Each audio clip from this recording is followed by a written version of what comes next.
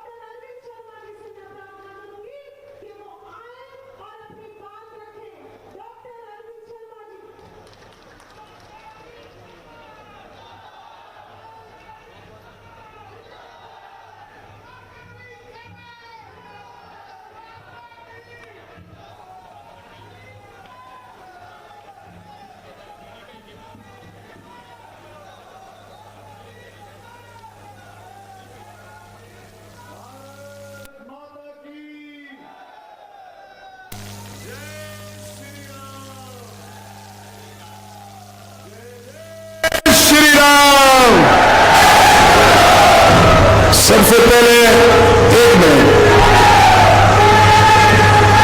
एक मिनट भाई, हम यहाँ बैठे हैं स्टेज पर। अरे रुक जाओ, अरे रुक जाओ। स्टेज पर बैठे हैं आप लोग 9:30-10 बजे से आगे बैठे हैं।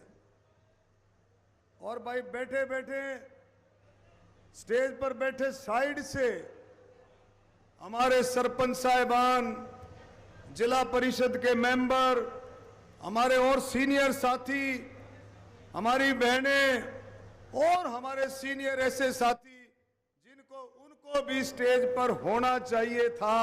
लेकिन माननीय राजनाथ सिंह जी आने के बाद प्रोटोकॉल होता है, स्टेज पर जितने ही बैठा सकते हैं, जहां से ऊपर से प्रोटोकॉल आता है। मैं माफी चाहता हूं भाई उन सब से जिनको स्टेज पर होना चाहिए था, लेकिन हम आगे बैठे हैं। मैं माफी चाहता हूं भाई साथियों से। और अगली बार एक बड़ा स्टेज बनवाएंगे जिस पर सारे ही बैठ जाओ, ऐसा स्टेज जिस पर सारे बैठ जाओ। तो मेरे बुजुर्गों, साथियों, आज हमारे बीच में राजनाथ सिंह जी, एक बहुत ही त्यागी, मैं कहूंगा संत, राजनाथ सिंह जी संत के रूप में हमारे सामने हैं। भारतीय जनता पार्टी की सरकार को 2014 में सरकार लाने में, एनडीए की सरकार, भारतीय जनता पार्टी की सरकार लाने में राजनाथ सिंह जी का अहम रोल है।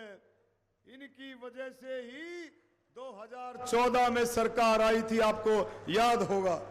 हमारे बीच में हमारे बहुत ही जुझारू, आप सबके हमदर्द, और आपको मैंने पहले भी कहा है कि आधी रात को 1 बजे भी फोन कर लो तो फोन पर अवेलेबल होते हैं नायब सिंह सैनी जी, सबके चहेते, गरीबों के हमदर्द, दलित और बैकवर्डों के हमदर्द नायब सैनी जी।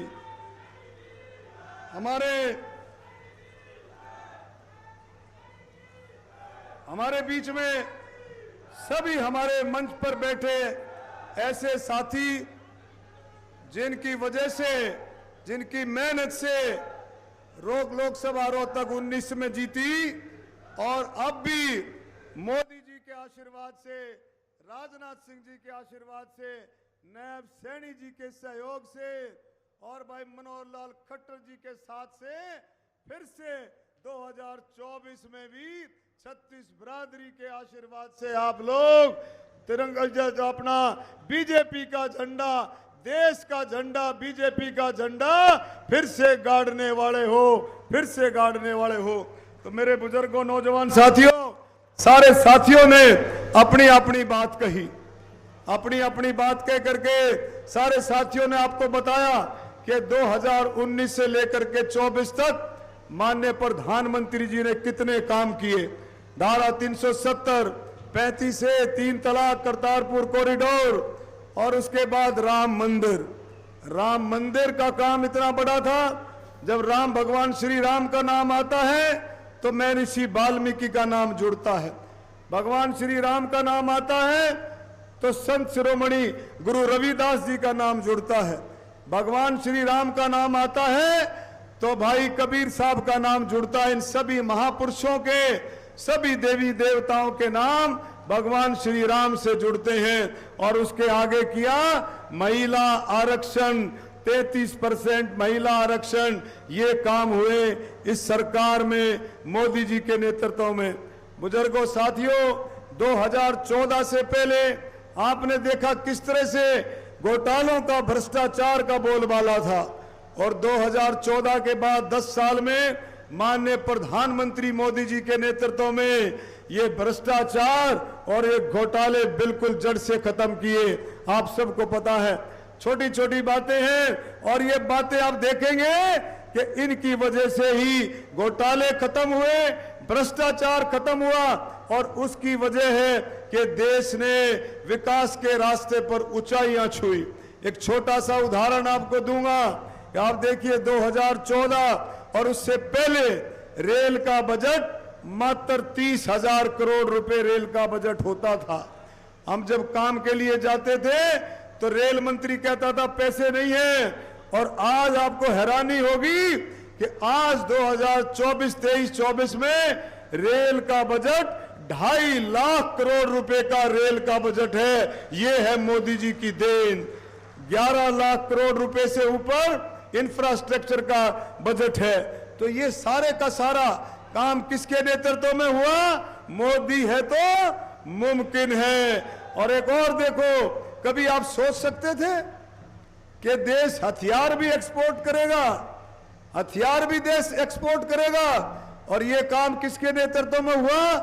आज आप देखें, पीछे आपने पढ़ा भी होगा, सुना भी होगा, भारत ने मिसाइल एक्सपोर्ट की है। राजनाथ सिंह जी के नेतृत्व में मिसाइल एक्सपोर्ट करने वाला भारत देश बन गया है।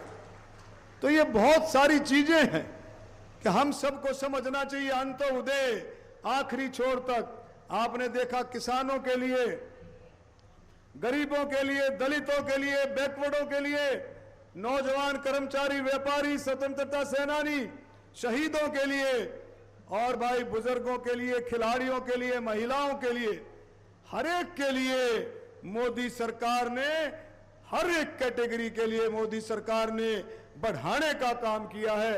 आप देखें, किसानों के लिए 2014 आप उठा करके देखें और आप 2024 उठा करके देखें, और हरियाणा देश का पहला राज्य है 14 फसलों पर एमएसपी से खरीद करता है। एमएसपी पर 14 फसलों की खरीद एमएसपी पर होती है। और एक और भी देखें, 2014 के भाव उठा करके देखें और 2024 के भाव उठा करके देखें, कई फसलों के भाव तो 3-3 गुना से भी ज्यादा है।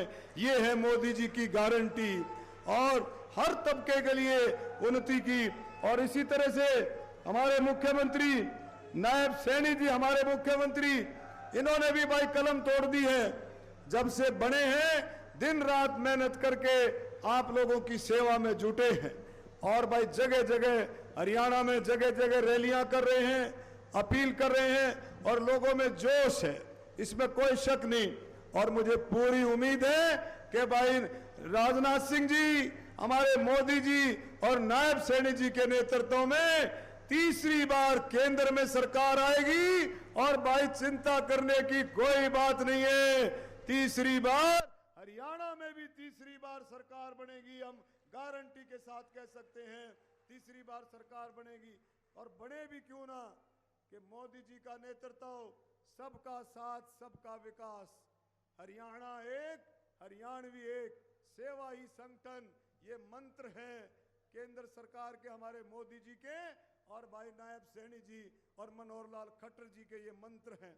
मैं धन्यवाद करना चाहूंगा माननीय प्रधानमंत्री जी का, माननीय नड्डा जी का और भाई हमारे अमित शाह जी और राजनाथ सिंह जी का, और खास तौर पर हमारे मनोहर लाल खट्टर जी का, कि उन्होंने नायब सैनी जी के रूप में इतना बढ़िया मुख्यमंत्री हरियाणा को दिया है। हम इन सब का धन्यवाद करता है जो सबको जोड़कर चलता है। और एक और खासियत नायब सैनी जी ने कहा, महम में कहा, बादली में कहा, हर जगह, कि भाई चिंता मत करो, 4 तारीख के बाद, 4 तारीख तो कोड ऑफ कंडक्ट है, 4 तारीख के बाद सभी कार्यकर्ताओं का सम्मान होगा। कोई कार्यकर्ता किसी भी दफ्तर में जाएगा, जायज काम के लिए उसकी सुनवाई होगी, उसका सम्मान होगा। और एक और बात कही है, विकास के लिए भाई शहरों की कमेटियों में और गांव की पंचायतों में विकास के कामों के लिए पैसे की कमी नहीं रहने दी जाएगी 4 तारीख के बाद। आप देखें। और मेरे साथियों, स्टेज पर बैठे मैं माननीय राजनाथ सिंह जी को कहूंगा कि मैंने पार्लियामेंट में भी ये बात उठाई है माननीय हमारे रक्षा मंत्री जी के सामने। माननीय राजनाथ सिंह जी, एक हमारी पुरानी मांग है, क्योंकि आप जनता के बीच में आए हो, पार्लियामेंट में मैंने उठाया, आपसे बातचीत भी की और आपने मुझे बात भी की, आपने आश्वासन भी दिया। एक पुरानी मांग क्या है माननीय मंत्री जी, हमारी अहीरवाल रेजिमेंट की बात है, ये पुरानी बात है, इसको अगर ध्यान करेंगे तो पूरा देश आपके जय जयकार करेगा। और दूसरा, एक छोटी छोटी चीजें हैं, एक हमारी CSD कैंटीन है हमारे लाखन माजरा में, कलानौर में, ये भी आपको दिया हुआ। आपने, हमारे को चिट्ठी भी आई है कि आपकी कैंटीन जल्दी से जल्दी खुलवा दी जाएगी। और युवाओं के लिए भर्ती में भी आपने बहुत खुली छूट दे करके आपने पूरा काम किया है। एक हमारा सैनिक स्कूल मातनहेल और महम में भी इसकी डिमांड है, मातनहेल में भी डिमांड है। और मातनहेल का तो सैनिक स्कूल माननीय डिफेंस मिनिस्टर जी, मातनहेल का तो मंजूर है, ये 2004 में ये मंजूर हुआ था, 2000 बल्कि पहले मंजूर हुआ था, जब ऑस्कर जी, हमारे फर्नांडिस जी जो है जब मंत्री हुआ करते थे, डिफेंस मिनिस्टर हुआ करते थे, तब ये मंजूर हुआ था। तो मैं आपसे प्रार्थना करता हूं कि इन बातों का ध्यान रखें। कई बातें हमने पहले भी रखी और आज फिर रख रहा हूं। जनता है तो मेरा मन है, मैं रख रहा हूं। मैंने पहले रखा था कि भाई बहादुरगढ़ से सांपला और सांपले से रोहतक मेट्रो से जोड़ेंगे, और भाई बादली डासा गांव से बादली मेट्रो से जोड़ेंगे, बादली से झज्जर। और भाई मैं अब ये अनाउंस करता हूं, मैं अपना मेरे पर्सनल विचार है कि मैं पूरा जोर लगाऊंगा, और मैंने लगाया भी। लेकिन आप जब भी हमारे को बहादुरगढ़ से आसोदा तक माननीय मुख्यमंत्री मनोहर लाल खट्टर जी ने मेट्रो दी, हम उनका बार बार तालियां बजा करके धन्यवाद करते हैं। मैं कहना चाहता हूं भाई, अब की बार मेरी इच्छा है, मेरा ये संकल्प है, अगर भाई मैं मेट्रो को सांपला और रोहतक तक नहीं ला सका, और उधर भाई बादली और झज्जर तक अगर नहीं ला सका, तो भाई 29 का चुनाव डॉक्टर अरविंद शर्मा नहीं लड़ेगा। ये मेरा संकल्प है, हम इसको लेकर के आएंगे। इसके लिए हमारे को कितनी भी कुर्बानी करनी पड़े, कितनी भी कोशिश हमारे को करनी पड़े। मैं फिर से सभी का, स्टेज पर बैठे ऐसे ऐसे साथी बैठे हैं, मैं सभी का तहे दिल से धन्यवाद करता हूं। मेरी धर्मपत्नी डॉक्टर रीता शर्मा भी है, भाई मनीष जी हैं, लक्ष्मण यादव जी हैं, रामचंद्र जांगड़ा जी, भाई धनखड़ साहब, हमारे जिला अध्यक्ष रणबीर ढाका जी, राजीव जैन जी, भाई हमारे बहुत ही जुझारू साथी, हमारे प्रभारी जो है यादव साहब जो है नरबीर यादव जी, तालियां बजा करके राव साहब का भी स्वागत करें। हमारे भाई शमशेर खरखड़ा जी, मनमोहन गोयल जी, मंजू हुड्डा जी, सभी का मैं, नरेश कौशिक जी, राजपाल जांगड़ा जी, भाई प्रीतम चौहान जी, भाई कप्तान बिरधाना जी, हमारे जिले सिंह सैनी जी, और बड़े कांता जी, रेणु डाबला जी, सतीश नांदल जी, दीपक हुड्डा जी, सभी का मैं तहे दिल से धन्यवाद करता हूं। ऐसे साथी बैठे हैं, सुरेश जी बैठे हैं, जगमोहन मित्तल जी बैठे हैं, विक्रम जी बैठे हैं, भाई कृष्णमूर्ति हुड्डा जी हमारे बीच में बैठे हैं, सभी का मैं, सतीश दास जी बैठे हैं हमारे बीच में, सुनीता डांगी है, सभी का मैं तहे दिल से, और आप सबका मैं तहे दिल से बहुत बहुत, विक्रम ठेकेदार जी हमारे बीच में बैठे हैं, और भी हमारे सभी हलकों से आए सभी साथियों का धन्यवाद। इसके बाद भाई जब हम माननीय मंत्री जी बोल लेंगे तो हम नामांकन भरने के लिए चलेंगे। यहाँ से माननीय हमारे मुख्यमंत्री जी ट्रैक्टर चला करके नामांकन पत्र भरने के लिए हमारे साथ चलेंगे, मुख्यमंत्री नायब सैनी जी। और सभी को मैं प्रार्थना करूंगा, सब जो है सारे साथी आज का जो है जोटा मारो, आज जो है हिम्मत मारो, आपने पहले भी बहुत हिम्मत मारी है। सब के सब नामांकन पत्र भरने चलेंगे, लेकिन अंदर 5 लोग जाएंगे, सारे बाहर रहेंगे, अंदर 5 जाएंगे, उसके बाद फिर मिलेंगे। धन्यवाद। भारत माता की जय। भारत माता की। अब की बार आप बोलोगे 400 पार, अब की बार बहुत बहुत धन्यवाद भाई डॉक्टर अरविंद शर्मा जी का। और अब हमारे हर एक हरियाणवी के दिल की धड़कन, बहुत ही सरल स्वभाव के हमारे मुख्यमंत्री, और भाई कोई बात होती है, एक ऐसा मुख्यमंत्री 24 गुना 7, ना दिन है ना रात है, सीएम हाउस के दरवाजे 24 घंटे हमारे इस मुख्यमंत्री ने एक एक हरियाणा की जनता के लिए और एक एक कार्यकर्ता के लिए मुख्यमंत्री जी ने अपने दरवाजे खोल दिए हैं। कहते हैं कि सोने की टूम भी बनाते हैं तो उसमें थोड़ा सा खोट मिलाना पड़ता है, लेकिन इस बार हमारे संगठन ने, हमारे मनोहर लाल जी ने हमारे को ऐसा मुख्यमंत्री दिया जो ना दिन देख रहा है ना रात देख रहा है, लगातार हरियाणा की दिन दुगनी चार चुगनी विकास के लिए लगातार काम कर रहा है। ऐसे अपने भाई, ऐसे मुख्यमंत्री नायब सिंह सैनी जी को मैं अब आमंत्रित करती हूं कि वो आए और अपना उद्बोधन दे। नायब जी को जय श्री राम। नायब जी को जय श्री राम। नायब जी को जय श्री राम। भारत माता की।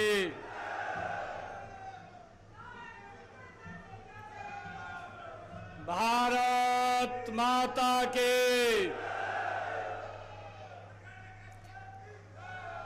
मंच पर विराजमान भारत के लोकप्रिय रक्षा मंत्री, आज हम सबको नामांकन पर आशीर्वाद देने के लिए आए हैं, ऐसे भारतीय जनता पार्टी के बहुत ही वरिष्ठ नेता परम आदरणीय ठाकुर राजनाथ सिंह जी, जोरदार ताड़ियों से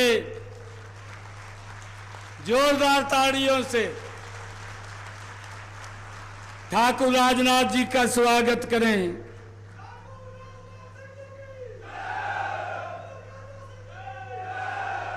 मंच पर विराजमान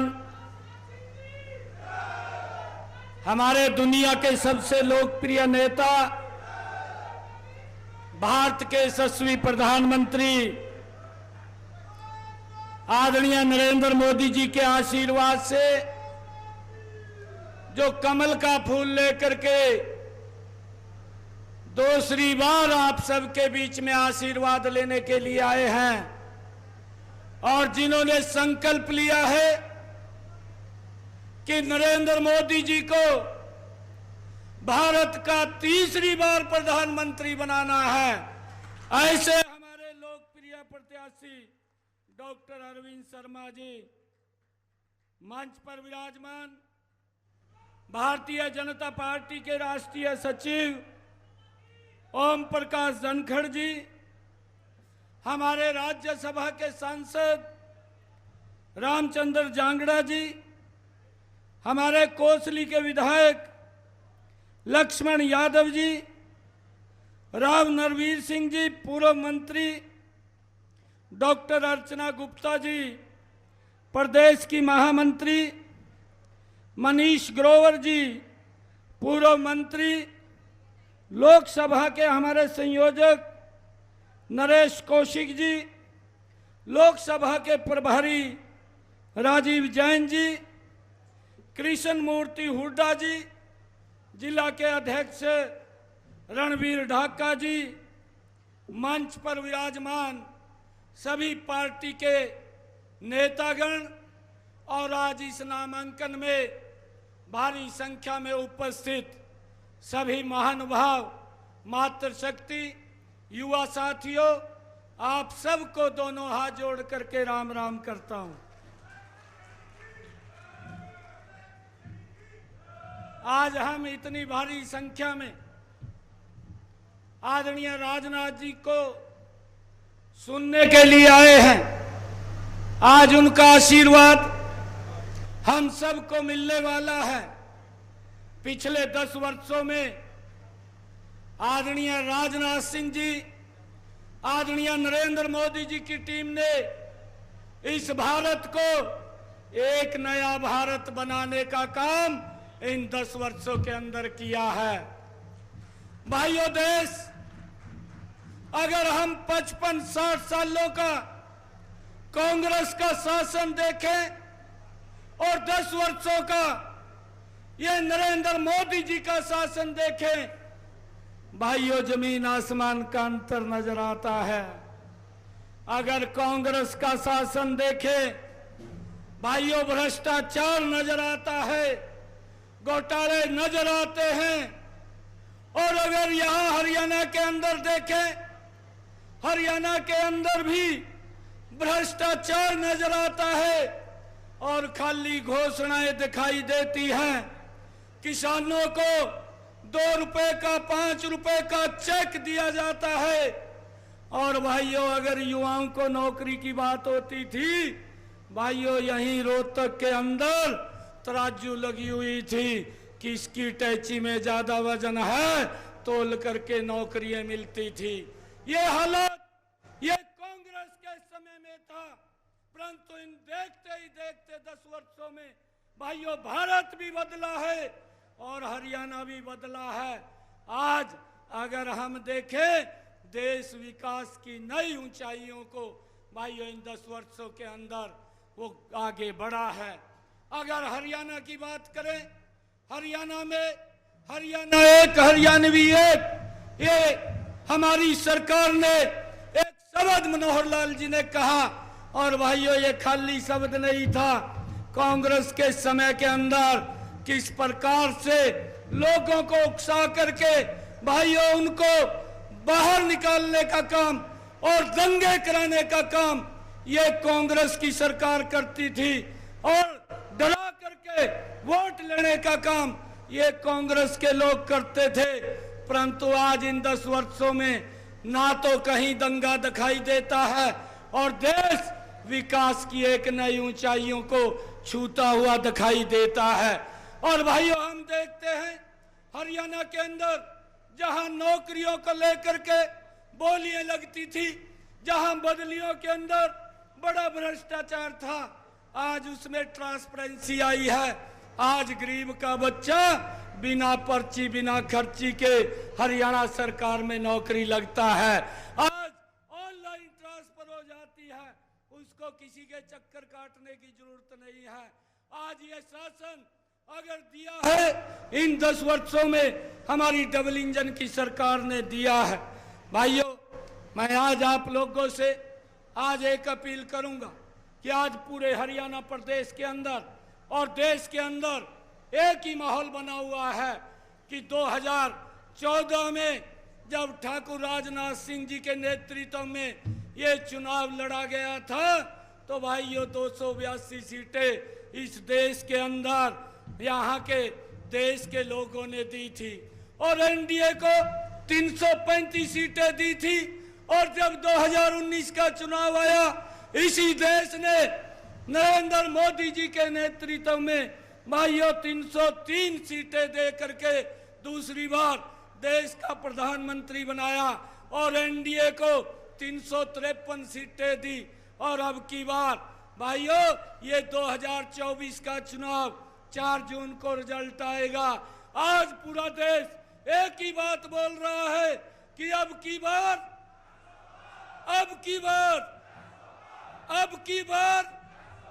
आज पूरा देश एक ही आवाज आ रही है कि अब की बार 400 पार सीटें दे करके नरेंद्र मोदी जी तीसरी बार इस देश के प्रधानमंत्री बन रहे हैं।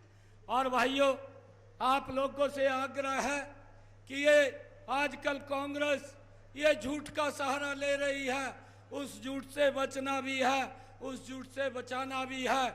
और हमारे यहाँ से डॉक्टर अरविंद शर्मा जी भाइयों पिछली बार आप लोगों ने भाइयों शक्कर में घी तो डाला था परंतु कम घी डाला था। मैं आप लोगों से आग्रह करूंगा अब की बार घी थोड़ा डटका डाल दियो जिससे खाने में भी आनंद आए। भाइयों अरविंद शर्मा को यहाँ से अब की बार लाखों की लीड मार्जिन से जता करके नरेंद्र मोदी जी के पास भेजने का काम करें।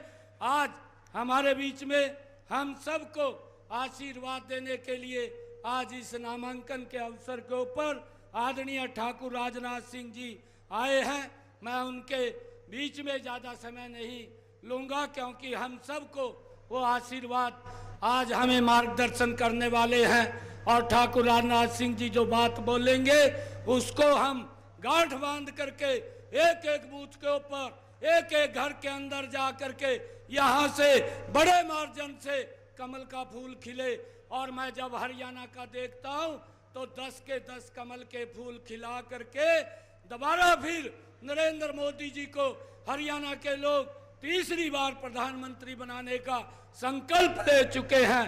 और हम सब भी यहाँ से जुट करके भाइयों बड़ी मैंडेट के साथ बड़े मार्जिन के साथ डॉक्टर अरविंद जी को हम यहाँ से सांसद बना करके भेजने का काम करेंगे। आप सब इतनी संख्या में आए आप सबका बहुत बहुत धन्यवाद। भारत माता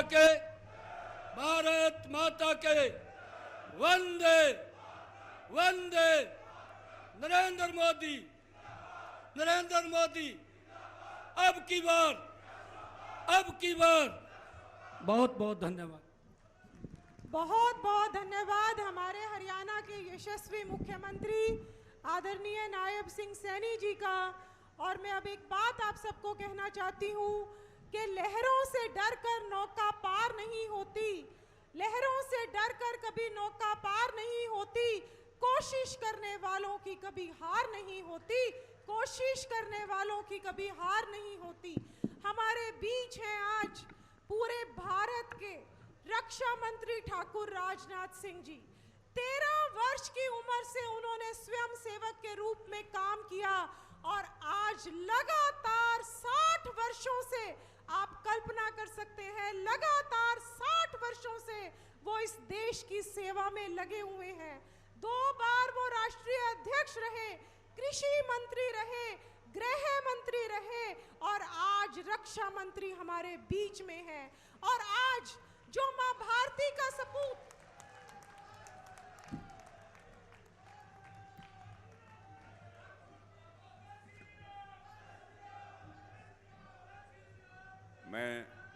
मैं इसलिए खड़ा हो गया कि कहीं ममता जरूरत से ज्यादा मेरी तारीफ न कर दे,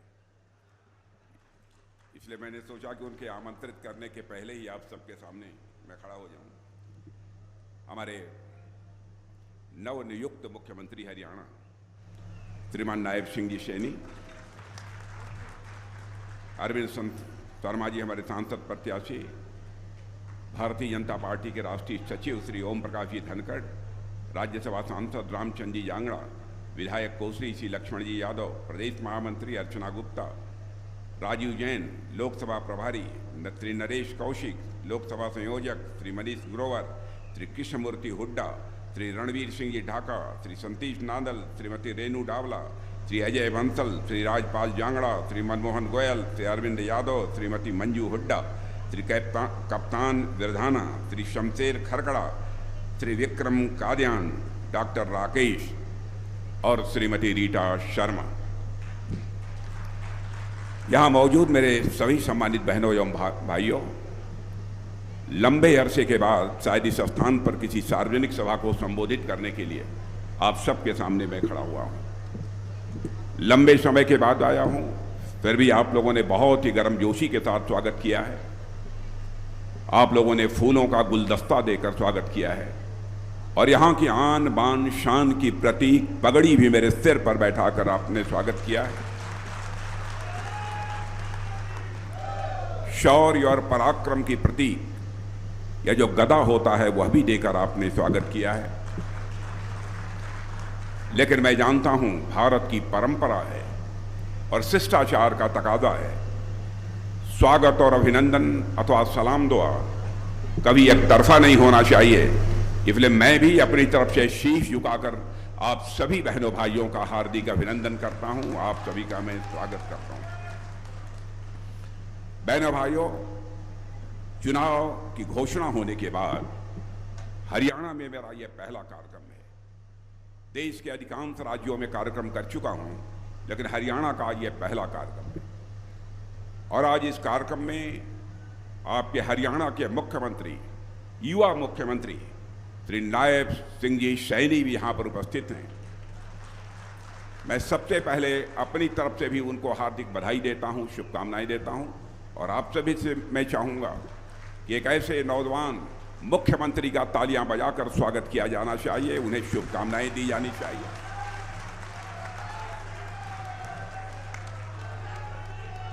और आपके शुभकामनाओं की जरूरत उन्हें इसलिए है, आपके शुभकामनाओं की जरूरत इसलिए है,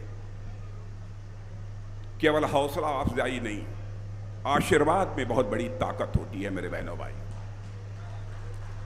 मैं समझता हूं कि इस हरियाणा को नई ऊंचाइयों तक ले जाने में निश्चित रूप से नायब सिंह जी सैनी कामयाब होंगे, ऐसा मेरा पक्का विश्वास है। मनोहर लाल जी खट्टर ने भी मुख्यमंत्री के रूप में जो जिम्मेदारी संभाली है, आपको चाहे जो भी लगता हो, बहनों भाइयों, मैं स्वयं मुख्यमंत्री रह चुका हूं, बहुत सारे मुख्यमंत्रियों को मैंने देखा है, लेकिन मैं मनोहर लाल जी खट्टर के बारे में मैं कहना चाहता हूं, एक संत की तरह उन्होंने अपनी जिम्मेदारी का निर्वाह किया। और ऐसे लोगों को हरियाणा की धरती पर देखकर मुझे स्वाभाविक रूप से बेहद प्रसन्नता होती है। आज यदि मैं आप सबके बीच आया हूं तो श्री अरविंद जी शर्मा के लिए आया हूं। अरविंद शर्मा का मुझे परिचय आप सबसे कराने की कोई जरूरत नहीं है, आप सभी अच्छी तरह जानते हैं। इतना मैं कह सकता हूं, लोकसभा में मैं संसदीय दल का उपनेता हूं, प्रायः लोकसभा में मैं बैठता हूं। हमारा कौन सा सांसद क्या बोल रहा है, कैसे बोल रहा है, कैसे अपने क्षेत्र की समस्याओं को संसद में वह आवाज दे रहा है, इन सब सारी चीजों को मैं बहुत गौर से सुनता हूं। मैं अरविंद शर्मा जी के बारे में मैं कह सकता हूं, बहनों भाइयों, अपने क्षेत्र की और इस हरियाणा राज्य की समस्याओं को प्रभावी तरीके से संसद में उठाने का काम यदि कोई करता है तो आपके सांसद श्री अरविंद शर्मा का।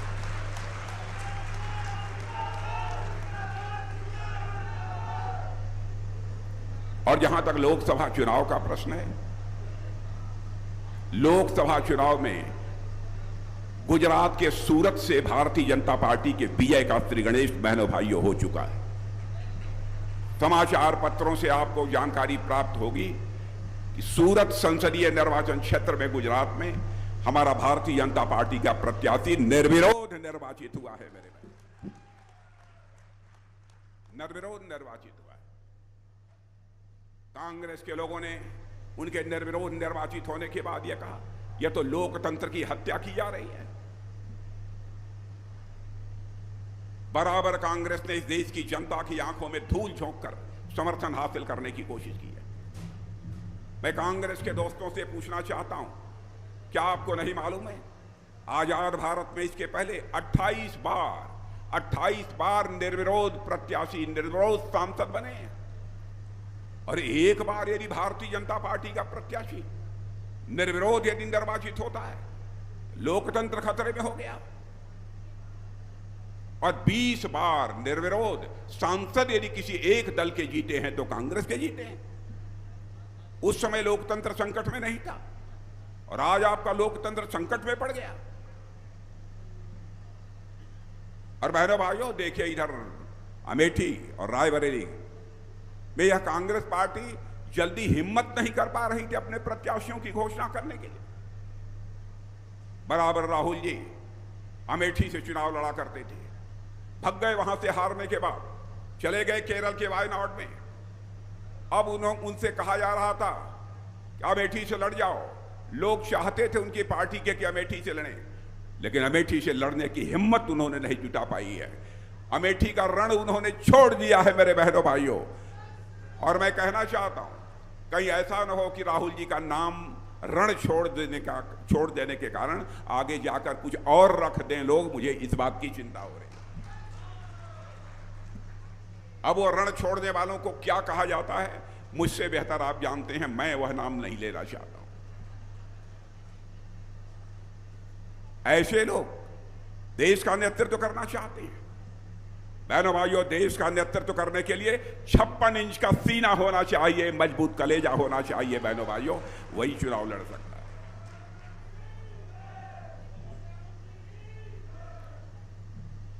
और मैं प्रेस के दोस्तों से भी कहना चाहता हूं, मेरी कोई भी बात बोलते समय गलत हो, आप अपने अखबार के पन्नों पर लिख देना। हमारी गलती होगी तो मैं उसे स्वीकार कर लूंगा। और यह बात मैं इसलिए कहता हूं, जिंदगी में हमने राजनीति की है तो जनता की आंखों में धूल झोंक कर राजनीति नहीं की है, जनता की आंखों में आंख डालकर राजनीति की है। बहनों भाइयों, आज मोदी जी के नेतृत्व में हमारा भारत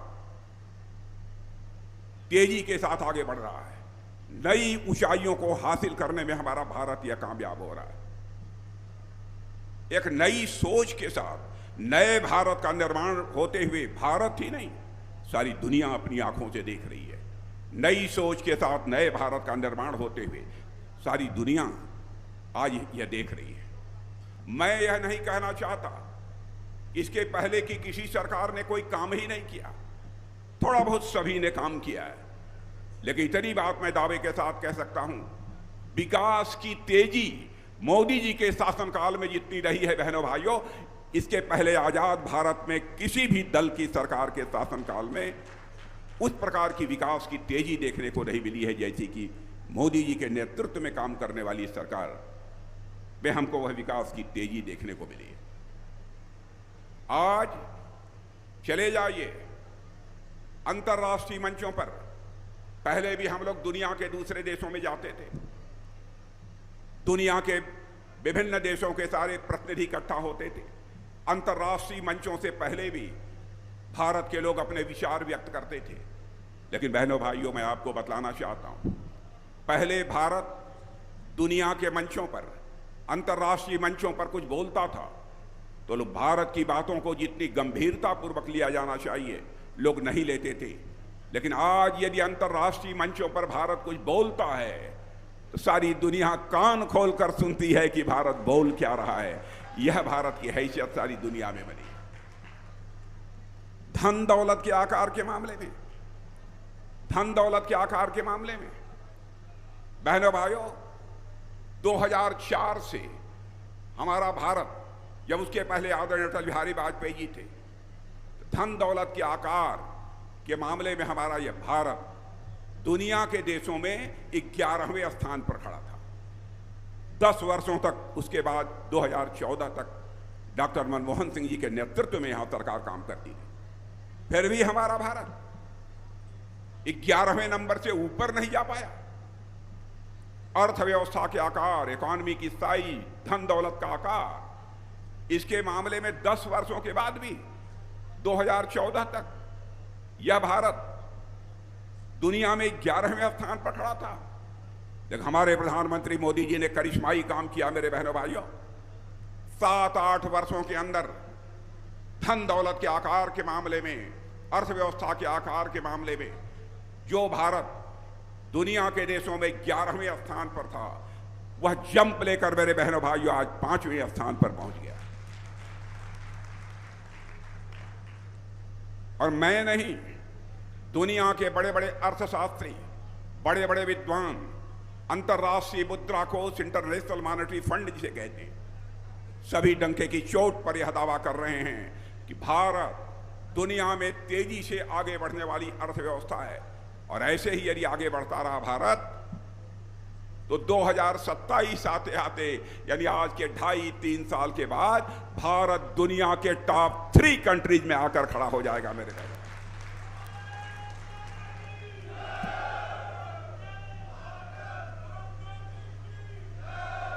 भारत अब कमजोर भारत नहीं रहा है। भारत मेरे बहनों भाइयों अब कमजोर भारत नहीं रहा है। भारत अब यह दुनिया का एक ताकतवर देश बन गया है। मैं याद दिलाना चाहता हूं, एक फवाद हुसैन, यह पाकिस्तान के पूर्व मंत्री हैं, उन्होंने संसद में बोलते हुए यह कहा था, पुलवामा में हमारे सुरक्षा के जवानों पर जो आतंकवादियों का आक्रमण हुआ था, स्वीकार किया संसद में उन्होंने, इसको पाकिस्तान की सरकार ने कराया है। और वही फवाद हुसैन जो कि पाकिस्तान के पूर्व मंत्री हैं, वह राहुल की तारीफ कर रहे हैं और अपने ट्विटर पर, अपने यक्स पर राहुल ऑन फायर कहा है। मैं कांग्रेस के दोस्तों से पूछना चाहता हूं, आप देश को कहां ले जाना चाहते हैं? और बहनों भाइयों, उरी और पुलवामा अटैक के बाद हमारी सेना के जवानों ने क्या किया था आपको बताने की जरूरत नहीं है। हम लोगों ने साफ संदेश दे दिया है, भारत अब यह कमजोर भारत नहीं है, भारत यह दुनिया का ताकतवर देश है। हमारे अंदर वह ताकत है, जरूरत पड़ी तो हम सीमा के इस पार भी मार सकते हैं, जरूरत पड़ी तो सीमा के उस पार भी जाकर मार सकते हैं। यह भारत के पास ताकत है। लेकिन आश्चर्य होता है, ऐसे लोग जो कह रहे हैं कि पाकिस्तान ने हमारे सुरक्षा के जवानों पर आतंकवादियों से आक्रमण कराया, बड़ी संख्या में हमारे जवानों की जान गई, वो कांग्रेस के नेता राहुल गांधी की यहां तारीफ कर रहे हैं। क्या हो गया है कांग्रेस को?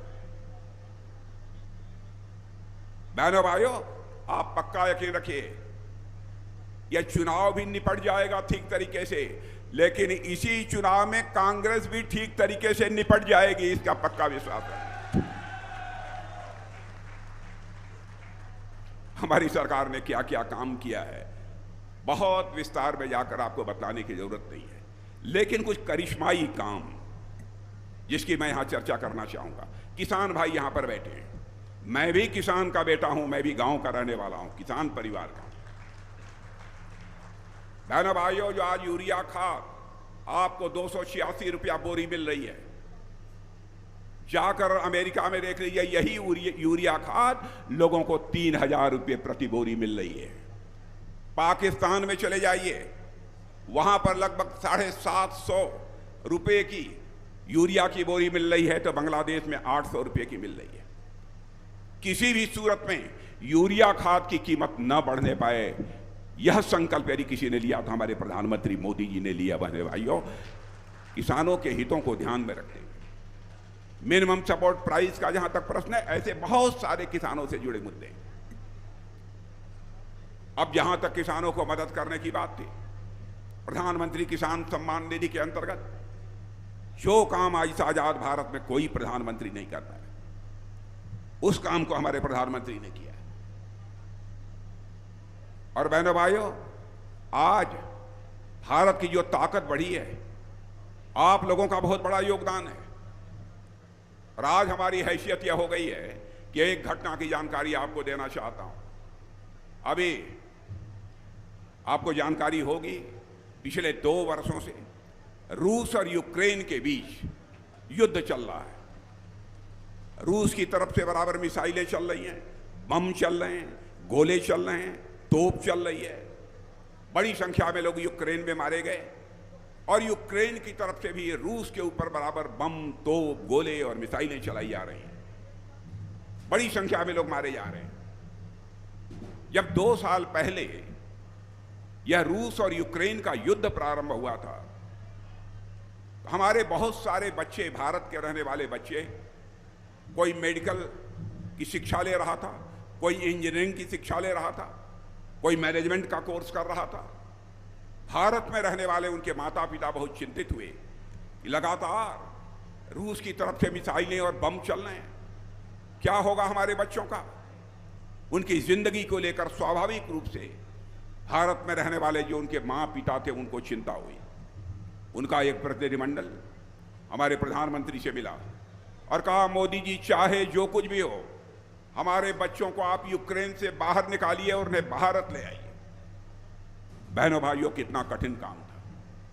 हमारे प्रधानमंत्री ने क्षण भर की देर नहीं लगाई, उन्होंने टेलीफोन उठाया, रूस के राष्ट्रपति मिस्टर पुतिन से बात की और यूक्रेन के राष्ट्रपति मिस्टर जेलेंस्की से बात की। सुन लेना मेरे बहनों भाइयों, 4.5 घंटे के लिए दोनों देशों के बीच का युद्ध रुक गया और 22,000 साढ़े 22,000 बच्चे हमारे यूक्रेन से चलकर सकुशल भारत आ गए। यह है भारत की ताकत। इसलिए भारत अब ऐसा वैसा भारत नहीं है। हिंदू मुसलमान के नाम पर तरह तरह के आरोप लगाए जाते हैं। बहनों भाइयों, हिंदू मुसलमान के आधार पर देश को बांट करके कांग्रेस ने राजनीति की है। हम जाति, पंथ और मजहब के आधार पर राजनीति करने वाले लोग नहीं हैं। हम इंसाफ और इंसानियत के आधार पर राजनीति करने वाले लोग। ये लोग कह क्या रहे हैं, धर्म के आधार पर आरक्षण होना चाहिए। भारत का संविधान इस बात की इजाजत नहीं देता है। केवल जनता के सामने झूठ बोलने का काम, जनता की आंखों में धूल झोंक कर उसका समर्थन हासिल करने की कोशिश इनके द्वारा की जा रही है। बहनों भाइयों, यह सिलसिला बंद होना चाहिए। जिसके अंदर हिम्मत है, जो जनता से आंख मिलाकर बात कर सकता है, उसे ही राजनीति करनी चाहिए। जनता की आंखों में धूल झोंकने वालों को इस देश में राजनीति करने का कोई मतलब नहीं होता है। आपने आतंकवाद की घटनाओं के बारे में भी देखा होगा। पहले आए दिन देश के किसी न किसी कोने में बड़ी न बड़ी आतंकवादी वारदातें हुआ करती। बराबर एक मुंबई में आतंकवादी घटना हुई थी। हमारे बहुत सारे पुलिस के जवान, बड़ी संख्या में जवान, अधिकारी मारे गए थे। कांग्रेस के उस समय के वहां के गृह मंत्री ने कहा था, अरे भाई आतंकवादी वारदातें तो ऐसी होती ही रहती है, कोई बात नहीं, क्या तमाशा है। लेकिन आज देखिए, भारत के बारे में सारी दुनिया में जो धारणा बदली है बहनों भाइयों, शायद कश्मीर में 1-2 महीने में छिटपुट कोई आतंकवाद की घटना हो जाए, नहीं तो कोई मां का लाल हिम्मत नहीं कर पा रहा है कि इस हिंदुस्तान के किसी राज्य में आतंकवादी वारदात करे।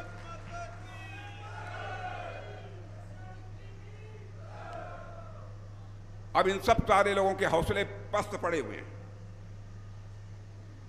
और मुझे तो पता नहीं क्यों लगता है, आप लोगों को क्या लगता है बहनों भाइयों, आप लोग महात्मा गांधी की मुराद पूरी करने जा रहे हैं। महात्मा गांधी को आप लोग मानते हैं कि नहीं मानते हैं? पूज्य बापू को मानते हैं? मैं याद दिलाना चाहता हूं, पूज्य बापू ने क्या कहा था 1947 में आजादी हासिल होने के बाद। उन्होंने कहा था, जिस कांग्रेस झंडे के तले हम लोगों ने आजादी की लड़ाई लड़ी थी, अब भारत आजाद हो गया है, उस कांग्रेस को भंग कर देना चाहिए। कांग्रेस के नाम पर राजनीतिक पार्टी नहीं चलानी चाहिए, यानी अपने शहीदों के त्याग को भुनाने की कोशिश नहीं करनी चाहिए।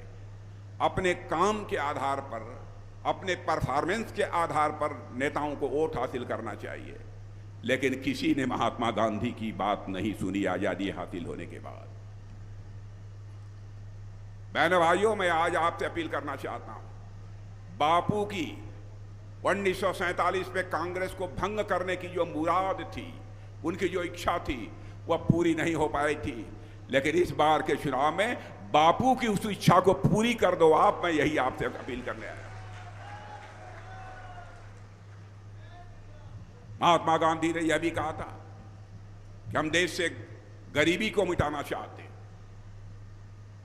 पंडित जवाहरलाल नेहरू की भी सरकार रही है, श्रीमती इंदिरा गांधी की भी सरकार रही है, राजीव गांधी जी की भी सरकार रही है, और उसके बाद डॉक्टर मनमोहन सिंह जी की सरकार रही है। बहनों भाइयों, कोई गरीबी के संकट से इस भारत को निजात नहीं दिला पाया।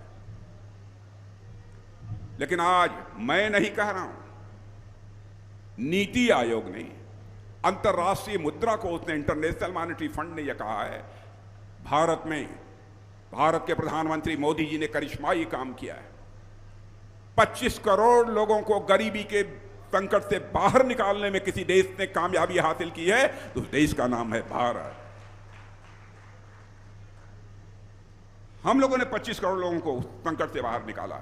और यकीन रखना, बढ़ा चढ़ाकर बात नहीं कर रहा हूं, 10 वर्ष के अंदर मेरे बहनों भाइयों, 10 वर्ष के अंदर हिंदुस्तान की गरीबी समाप्त होकर रहेगी। और 10 वर्षों के बाद आप देखना भारत की क्या स्थिति बनती है। और 2047 आते आते तो हमारा भारत यह विश्व की महाशक्ति बनेगा, विश्व की महाशक्ति बनेगा, ऐसा मेरा पक्का विश्वास है। इसलिए मैं आप सभी लोगों से यहां पर अपील करने आया हूं बहनों भाइयों, यह कांग्रेस के लोगों की फिर से देश को बांटने की जो साजिश चल रही है, उसको किसी भी सूरत में कामयाब ना होने दें। मैं आपसे पूछना चाहता हूं, उन्हीं के एक नेता जो कांग्रेस की सरकारों में उनके सलाहकार रहे हैं, सैम पित्रोदा नाम है, विदेशों में रहने लगे हैं, वहां की बाहर कांग्रेस संगठन को चलाने का काम करते हैं। उस संगठन का नाम है इंडियन ओवरसीज कांग्रेस। जानते हैं उन्होंने क्या कहा है?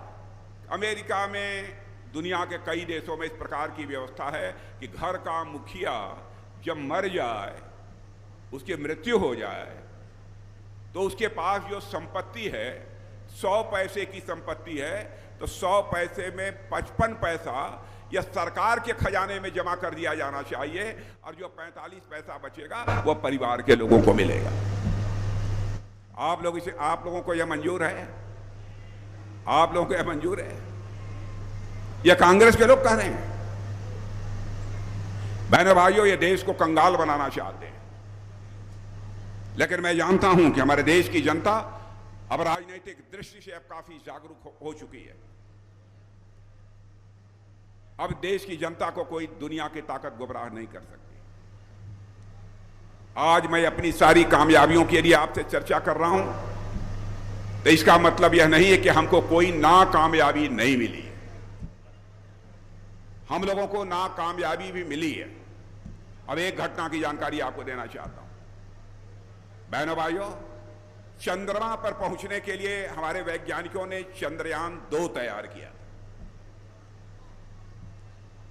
चंद्रयान 2 चंद्रमा के दक्षिणी ध्रुव पर लैंड नहीं कर पाया, उसका लैंडर। हमारे वैज्ञानिकों के आंखों में आंसू छलक पड़े। हमारे प्रधानमंत्री चटपट उन वैज्ञानिकों के पास पहुंचे और वैज्ञानिकों को गले से लगाकर कहा, चाहे जितना भी पैसा खर्च हुआ हो, आप चिंता मत करो, आगे प्रयत्न करो, हम चंद्रमा पर पहुंच कर रहेंगे, दुनिया की हमें कोई ताकत नहीं रोक सकती।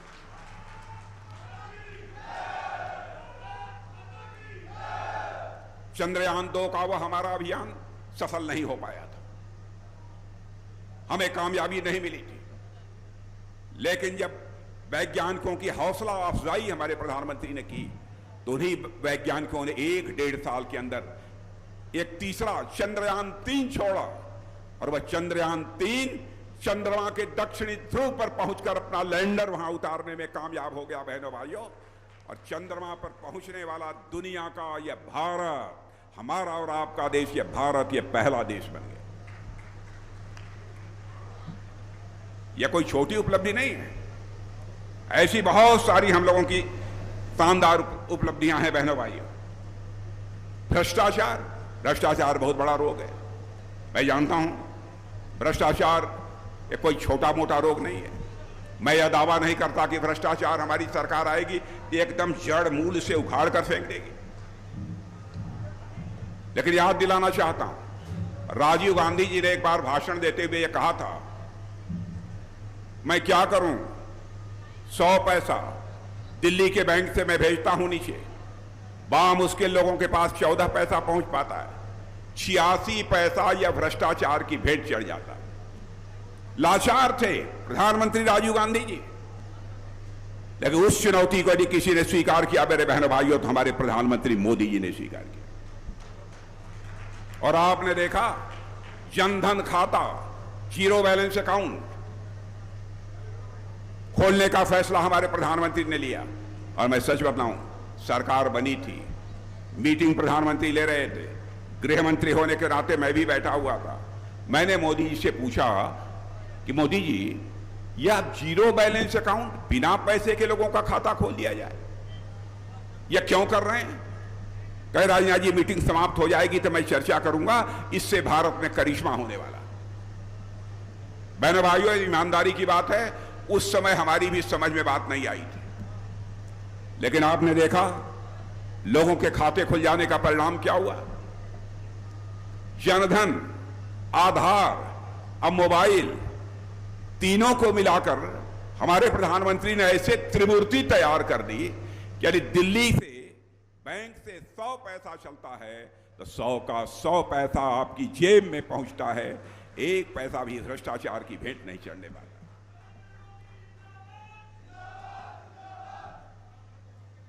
और बहनों भाइयों, इसीलिए भ्रष्टाचार भाषण देकर समाप्त नहीं किया जा सकता। भ्रष्टाचार को यदि कम करना है, सिस्टम में बदलाव लाना पड़ेगा, व्यवस्था में बदलाव लाना पड़ेगा, तभी जाकर यह भ्रष्टाचार को कम किया जा सकता है। इसीलिए मैं आप सबसे निवेदन करने आया हूं, अब हमारा देश तेजी के साथ आगे बढ़ रहा है, आप सबका भरपूर समर्थन चाहिए। और अरविंद शर्मा जी का जहां तक प्रश्न है, अरविंद शर्मा जी कई बार आपके सांसद रह चुके हैं। कितनी बार हो गए? यह दूसरी बार है, 4 बार। वाह, बताइए। अरे मैं चौथी बार लोकसभा लड़ रहा हूं, अब वो 4 बार रह लिए। अब आप समझिए कितने दिग्गज आदमी हैं। और बहनों भाइयों, मुझे पक्का विश्वास है कि अरविंद शर्मा जी जिस तरीके से आप सबकी समस्याओं को भारत की संसद में आवाज देते हैं, आपके दुख सुख के भागीदारी बनते हैं, वह निश्चित रूप से भारत की राजनीति में संसद की सदस्यता का छक्का मारने में भी पूरी तरह से कामयाब होंगे, ऐसा मेरा पक्का विश्वास।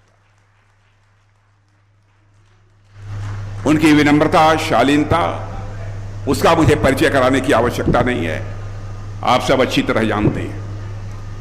इसलिए मैं आप सभी लोगों से यही अपील करने आया हूं कि अरविंद शर्मा जी का जो चुनाव चिन्ह कमल का फूल है, कमल के फूल का बटन दबाकर उन्हें भारी मतों से विजय दिलाएं। और एक बात हम लोग जब पहले कहते थे तो आप लोग ये कहते थे कि जनता को रिझाने के लिए, जनता को खुश करने के लिए बीजेपी वाले बोलते हैं। पहले हम लोग कहते थे ना, लक्ष्मी जी घर में आती हैं तो हाथ हिलाते हुए नहीं आती हैं, तीर चलाते हुए नहीं आती हैं। लक्ष्मी जी घर में आती हैं तो कमल के फूल पर ही बैठकर आती हैं। तो यह तो कोई विश्वास ही नहीं करता, लोग विश्वास ही नहीं करते थे। क्या कह रहे हैं भाजपा वाले? आज देखा मेरे बहनों भाइयों, दुनिया के धनवान देशों में 2027 तक तीसरे स्थान पर बैठने जा रहा है, हमारा भारत बैठने जा रहा है, क्योंकि भारत में कमल पर विराजमान होकर लक्ष्मी जी का प्रवेश हो चुका है। भारत को विश्व का धनवान देश बनने से भी अब दुनिया की कोई ताकत रोक नहीं सकती है, ऐसा मेरा पक्का विश्वास। तो मैं मान कर जाऊं कि आप अरविंद शर्मा जी को जिता देंगे, पक्का पक्का। पिछली बार कितने जीते थे? अरे भाई देखिए, पिछली बार तो गड़बड़ कर दिया आप लोग। पिछली बार केवल 7,500 सीट आया था आप लोग। 2 लाख चलिए मान लिया, लेकिन याद रखिएगा, याद रखिए, प्राण जाई पर वचन न जाई। अब 2 लाख कह दिया आप लोगों ने, अब उसके लिए आप लोगों को प्रयत्न करना होगा। और मेरे बहनों भाइयों सुन लो, आप एक बार और मेरी अंत में सुन लो। अब भाई शांत रहो, एक बात और मेरी आप शांति से सुन लो। आप, मैं आपको यकीन दिलाना चाहता हूं, शर्मा जी से कहूंगा, शर्मा जी चुनाव हो जाने के बाद और विजय हासिल करने के बाद कभी भी 2 महीना, 4 महीना, 6 महीना, साल में कभी एक बार मुझे फिर से यहां बुला लीजिएगा। और बहनों भाइयों, यदि अरविंद शर्मा जी के जीतने के बाद, वह भी कम से कम 1.5 लाख 2 लाख मतों से जीतने के बाद, यदि मैं यहां पर आऊंगा अपना स्वागत कराने के लिए नहीं, नायब सिंह जी सैनी आएंगे तो अपना स्वागत कराने के लिए नहीं, यदि हम यहां आएंगे उनके विजय हासिल करने के बाद तो शीश झुकाकर आपका अभिनंदन करने के लिए आएंगे, आप सभी के प्रति आभार व्यक्त करने के लिए आएंगे। आप सबको बहुत बहुत धन्यवाद। बहुत बहुत धन्यवाद ठाकुर राजनाथ सिंह जी का, जिनका ओजस्वी भाषण अभी हम सब ने सुना। मैं हमारे प्रदेश के मुख्यमंत्री और हमारे सभी शीर्ष नेतृत्व और हमारे सभी लोकसभा के भाई बंधु, मातृशक्ति, युवा साथी जो यहाँ पहुंचे हैं, सभी का यहाँ पहुंचने पर हृदय की गहराइयों से बहुत बहुत இங்க நின்று என்ன யோசிக்கிற? எப்படி எடுக்கிறதுன்னு யோசிக்கிறேன். இப்படி எடுத்தா போச்சு.